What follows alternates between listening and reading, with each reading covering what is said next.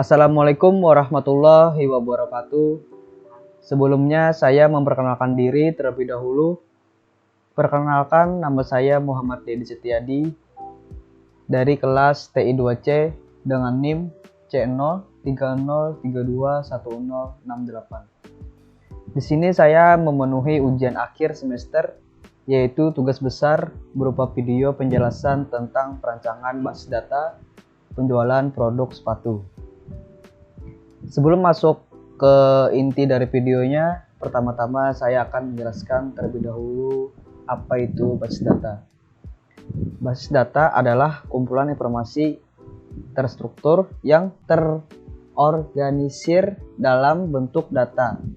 Biasanya disimpan secara elektronik dalam sistem komputer. Database ini dioperasikan melalui sistem manajemen database atau DBMS. Bersama dengan data dan DBMS, begitu juga dengan aplikasi yang terkait dengannya disebut sebagai sistem basis data.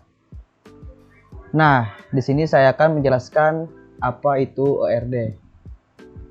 Entity Relationship Diagram adalah diagram yang menggambarkan hubungan antara entitas dengan atribut penghubungnya. Entity Relationship Diagram diperlukan dalam perancangan file yang akan digunakan dalam sistem. Karena dari Entity Relationship Diagram dapat diketahui berapa file yang digunakan dalam sistem. Sekarang saya akan menunjukkan power designer saya tentang penjualan produk sepatu. Pertama-tama saya akan menunjukkan konsep data model. Di sini entitas pertama yang menjadi awalan adalah supplier. Pada entitas supplier ini terdapat atribut seperti ID supplier sebagai primary key. Kemudian terdapat nama supplier, nomor telepon, dan alamat. Selanjutnya entitas supplier menyuplai barang. Pada entitas barang terdapat atribut seperti ID barang sebagai primary key. Kemudian terdapat nama barang, harga, dan stok. Selanjutnya entitas barang memiliki transaksi. Pada entitas transaksi terdapat atribut seperti ID transaksi sebagai primary key. Kemudian terdapat tanggal dan keterangan. Setelah itu saya lanjutkan ke entitas pembeli. Pada entitas pembeli terdapat atribut seperti ID pembeli sebagai primary key. Kemudian terdapat nama pembeli, jenis kelamin, nomor telepon, dan alamat. Selanjutnya entitas pembeli melakukan transaksi. Setelah itu entitas transaksi mencetak pembayaran. Pada entitas pembayaran terdapat atribut seperti ID pembayaran sebagai primary key. Kemudian terdapat tanggal bayar dan total bayar. Derajat kardinalitas yang digunakan antara entitas supplier menyuplai entitas barang adalah one to many, yang artinya seorang supplier menyuplai satu atau lebih barang dan beberapa barang disuplai oleh seorang supplier. Derajat kardinalitas yang digunakan antara entitas barang memiliki entitas transaksi adalah one to many, yang artinya satu barang memiliki satu atau lebih transaksi dan beberapa transaksi dimiliki satu barang. Derajat kardinalitas yang digunakan antara entitas pembeli melakukan entitas transaksi adalah one to many, yang artinya seorang pembeli melakukan satu atau lebih transaksi dan beberapa transaksi dilakukan oleh seorang pembeli. Derajat kardinalitas yang digunakan antara entitas transaksi mencetak entitas pembayaran adalah one to many, yang artinya satu transaksi mencetak satu atau lebih pembayaran dan beberapa pembayaran dicetak oleh satu transaksi. Pada tahap ini selanjutnya saya akan menunjukkan logical data model.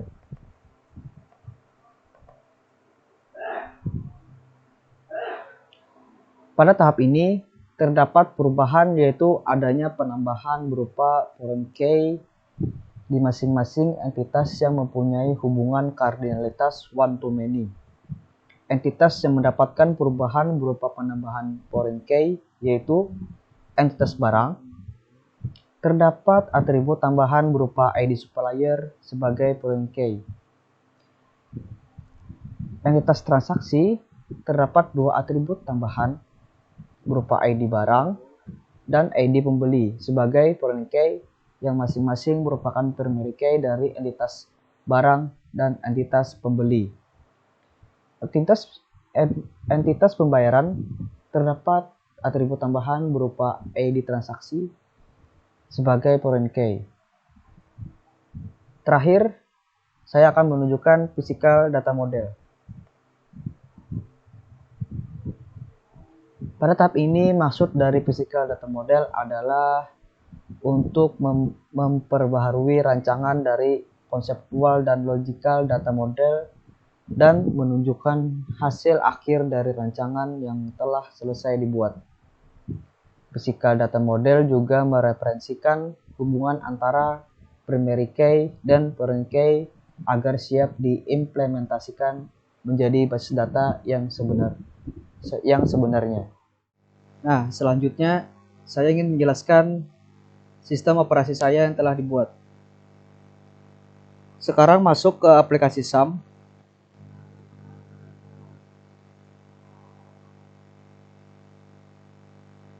Dengan mengaktifkan atau menjalankan Apache dan MySQL. Setelah berhasil diaktifkan, masuk ke CMD.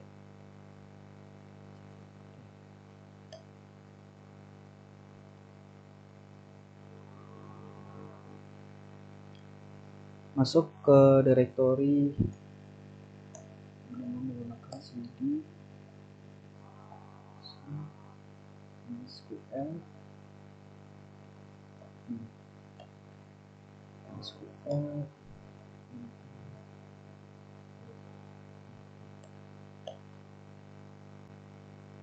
Di sini saya akan menampilkan database yang sudah saya buat dengan perintah use db penjualan. Setelah itu saya menampilkan tabel yang ada di dalam database db penjualan. Di sini terlihat terdapat 5 tabel, yaitu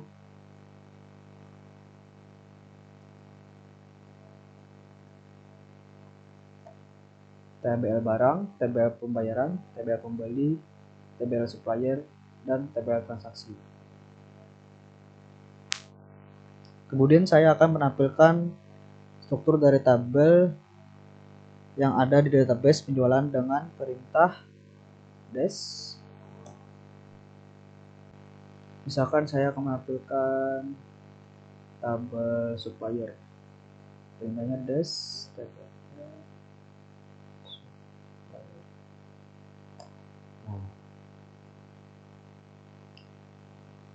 Pada tabel supplier ini terdapat ID supplier sebagai primary key dan terdapat atribut non-key lainnya berupa nama supplier, nomor telepon, dan alamat. Berikutnya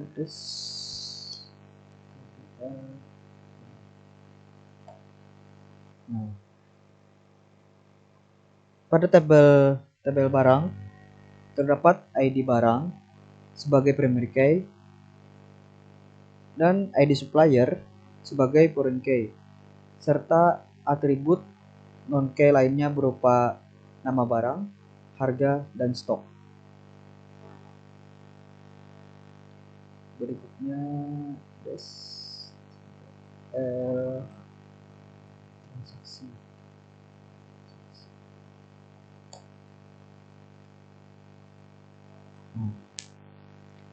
Pada tabel transaksi terdapat ID transaksi sebagai primary key dan terdapat dua foreign key yaitu ID barang dan ID pembeli serta atribut lainnya non key berupa tanggal dan keterangan.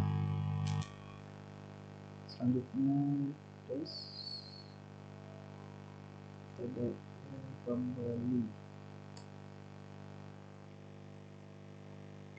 Pada tabel pembeli terdapat ID pembeli sebagai foreign key dan terdapat atribut non-key lainnya berupa nama pembeli, jenis kelamin, nomor telepon, dan alamat. Berikutnya yang terakhir pembayaran. Nah, pada tabel pembayaran ini terdapat ID pembayaran sebagai primary key dan ID transaksi sebagai foreign key serta atribut non-key lainnya berupa tanggal bayar dan total bayar. Selanjutnya saya akan menampilkan satu persatu tabel dengan perintah tentang com misal.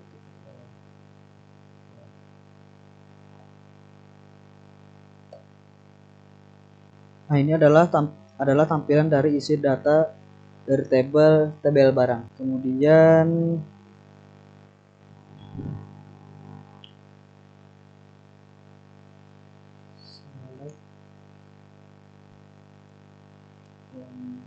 dari barang pembayaran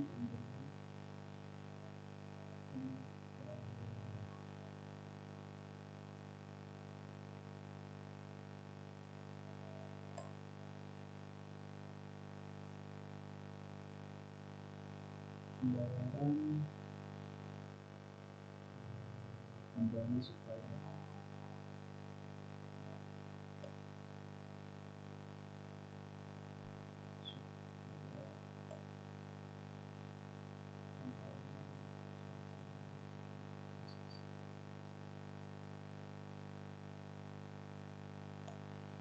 ini adalah isi dari tabel tersebut.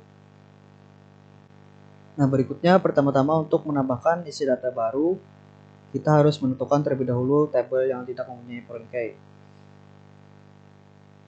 Tidak mempunyai foreign key adalah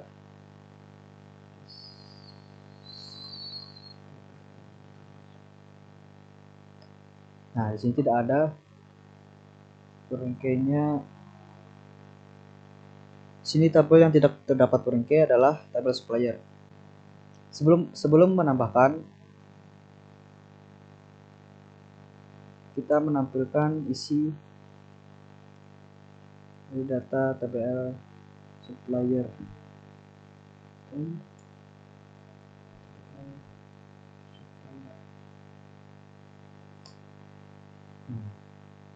Ini saya akan menambahkan lagi dengan perintah insert into tabel supplier. Lalu enter. Kemudian close atau kurung 2.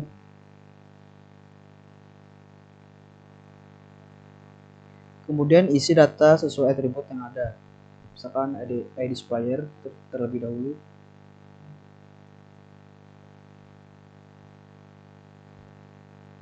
Kemudian nama,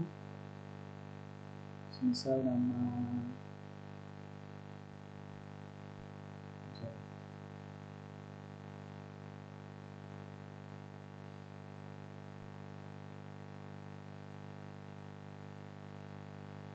kemudian nomor telepon,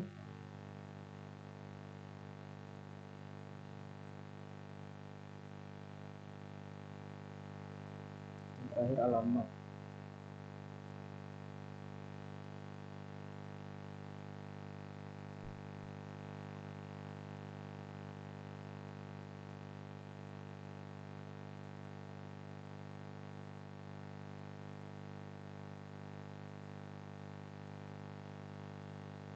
Kemudian lalu enter.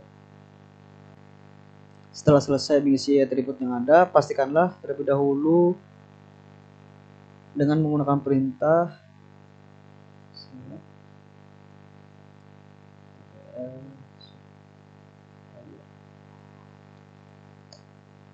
Nah, jika sudah, maka lanjutkan dengan mengisi data baru ke tabel berikutnya.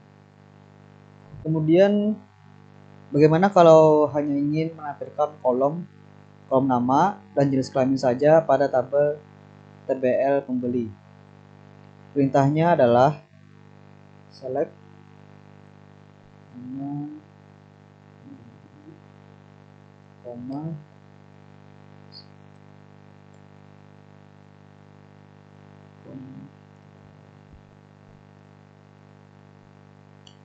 Nah, di sini yang akan ditampilkan adalah cuma dua, nama pembeli dan jenis kelamin pada tabel pembeli. Kemudian saya akan menampilkan data-data pembeli yang berjenis kelamin perempuan saja. Perintahnya adalah select nama pembeli,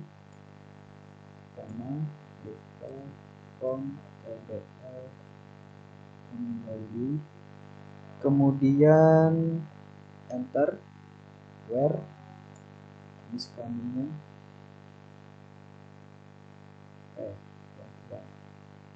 enter. Nah, maka tampilannya begini. Kemudian saya ingin menampilkan data berdasarkan urutan nama pembeli. Perintahnya select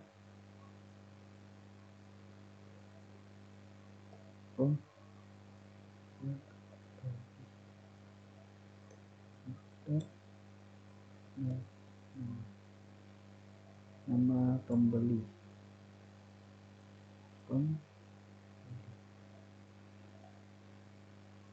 lalu enter.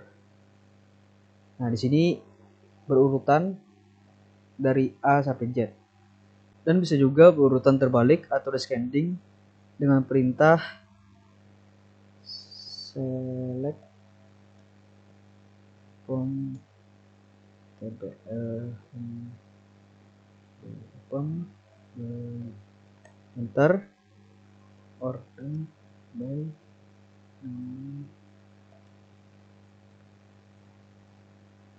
beli.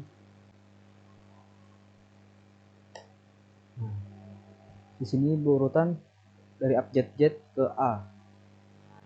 Nah, selanjutnya saya ingin menampilkan dua kolom dari dua tabel yang berbeda. Perintahnya select TBL barang, nama barang, TBL transaksi, TBL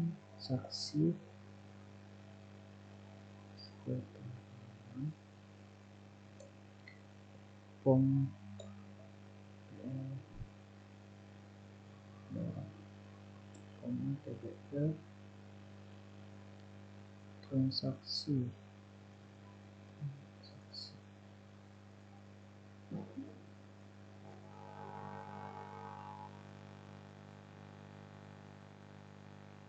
Enter, where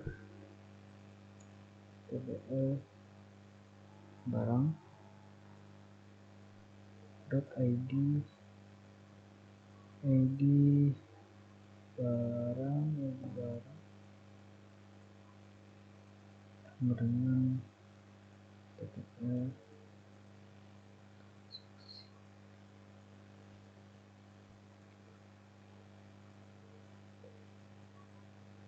lalu enter.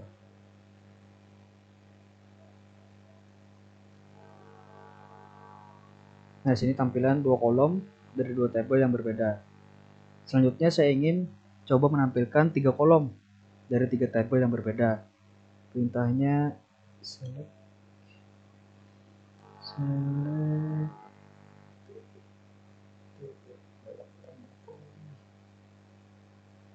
nama pembeli,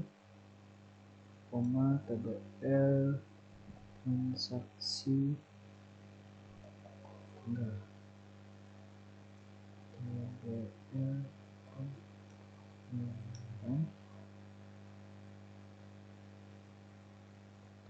maka bayar. From TPL pembeli, TPL transaksi, TPL pembayaran. Enter. Where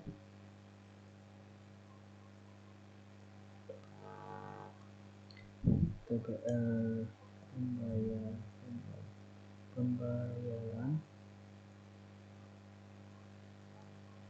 .id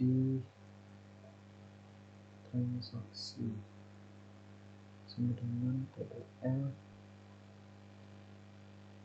transaksi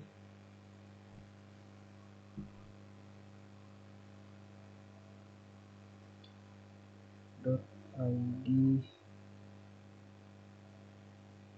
transaksi and TPL pembeli .id pembeli sama dengan TPL transaksi .id pembeli, titik koma, enter. Nah, sini tampilan 3 kolom dari 3 tabel yang berbeda.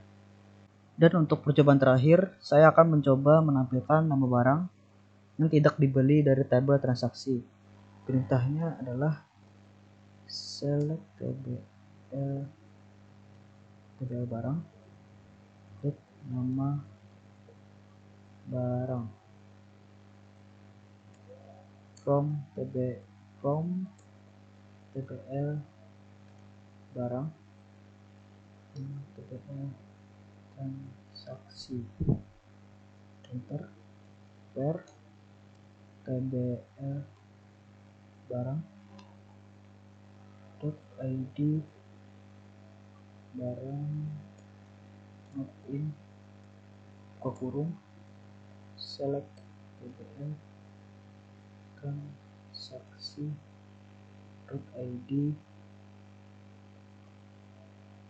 barang from TBL transaksi,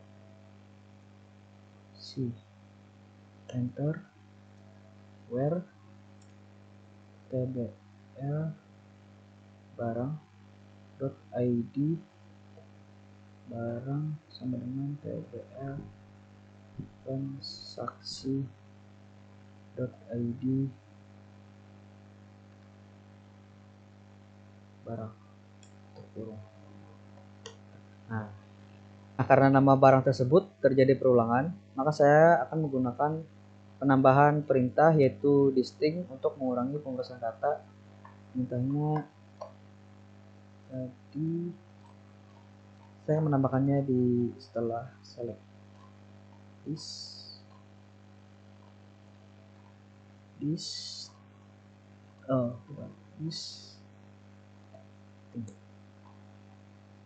enter. Where,